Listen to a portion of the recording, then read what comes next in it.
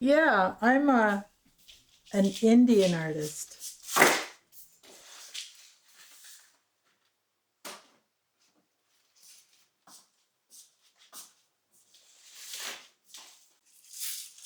You know, some people say, we're not Indians, we didn't come from India.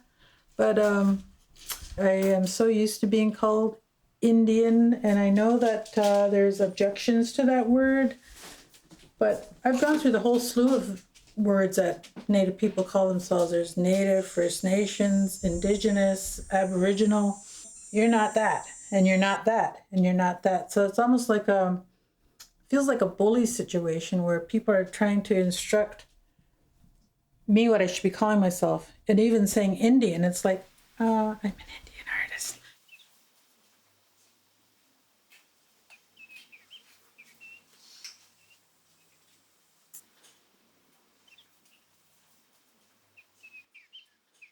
We've been kind of put in a position where we have to reconstruct our whole thinking about our identity.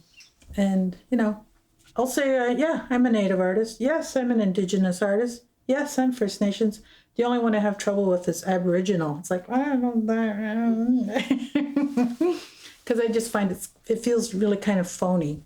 You know, it's like a phony word that people want to throw on you and say, well, you are an Aboriginal artist. And I don't really care for that.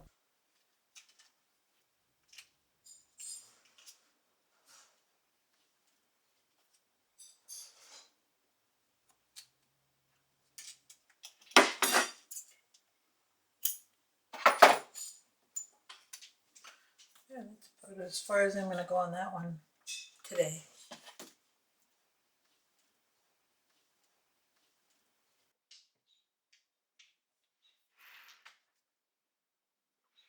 I think everybody on the reserve had access to beads and needles and thread.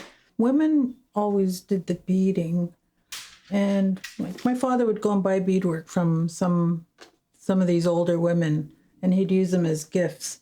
And I think it's just something that I've seen done, you know, and it became part of our tradition to buy beadwork and to give to people. What about me and the rocks? Um, I love rocks. I spend a lot of time at the river, and I just, because there's lots of river rocks there, I just pick up the ones that I like. I just like bringing them home. And sometimes I make pieces out of them. Like this piece here, one winter there was a big ice jam at the river. And so people would go there to look at the ice jamming there. And I went there, and then on top of all the ice that was around, I found this rock, and I just thought, you know, why is this one single rock sitting on top of the ice by itself? So I just brought it home and made it a little piece. And this piece is like so self-explanatory, you know. I forget what I called it. I think my heart is a stone cold heart. Oh, but I thought the shape was so perfect. And yeah, so I just continue making things with rocks and beadwork. Beadwork is such a delicate art form. You have to, you know, use the little needle and count your beads and try to make everything sort of come together so that it looks like it's meant to be. And then you put it with a rock, which is the opposite of beads. And I just find it's a good contradiction in each other, the fragile beadwork and the rock that you find in your pathway.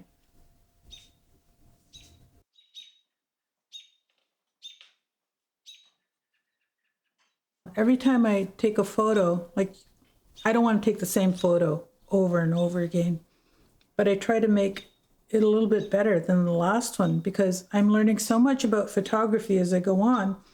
I'm just like, and it's really, it's amazing.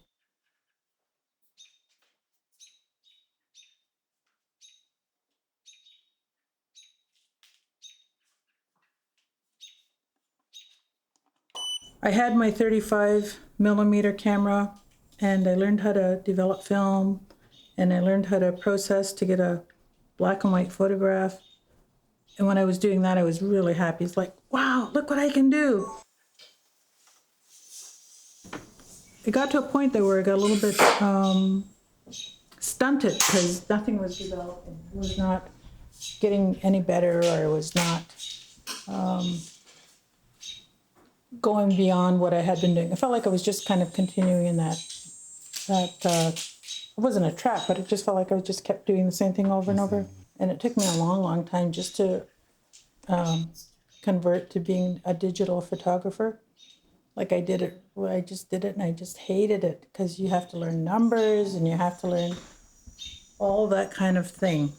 And but now I give up. Yeah. I've surrendered. It's like digital is the only way to go.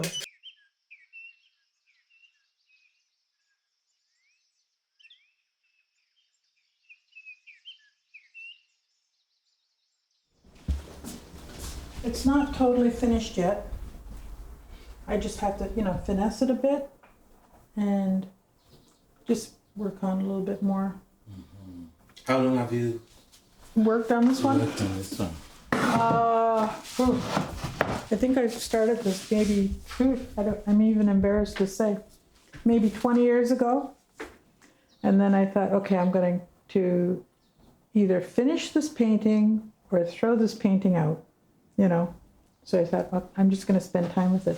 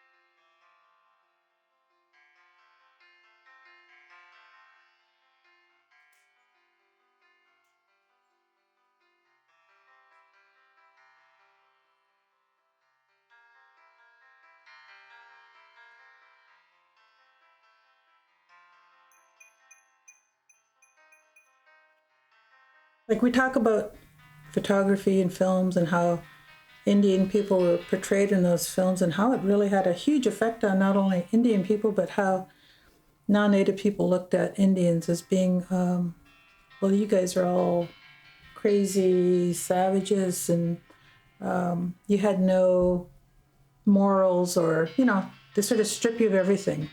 And because of that, we can take your land and you have to figure out what you're going to do with your life.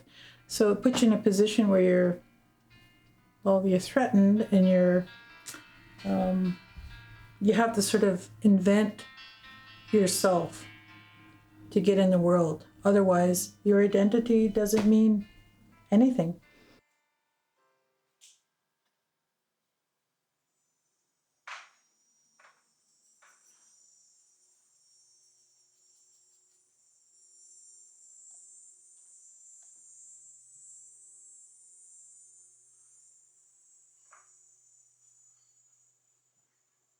Art is,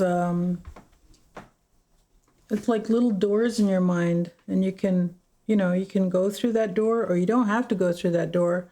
But every time you open something up, it's like, I didn't know that existed, or I didn't know that's people have studied this, and it just goes on and on and on.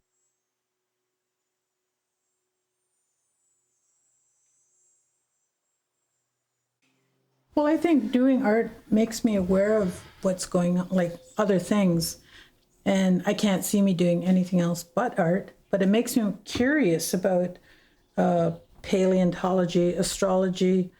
Is it astrology? I don't know. Yeah. We'll figure it out. Okay. Not the tarot card. I'm not interested in that. The stars.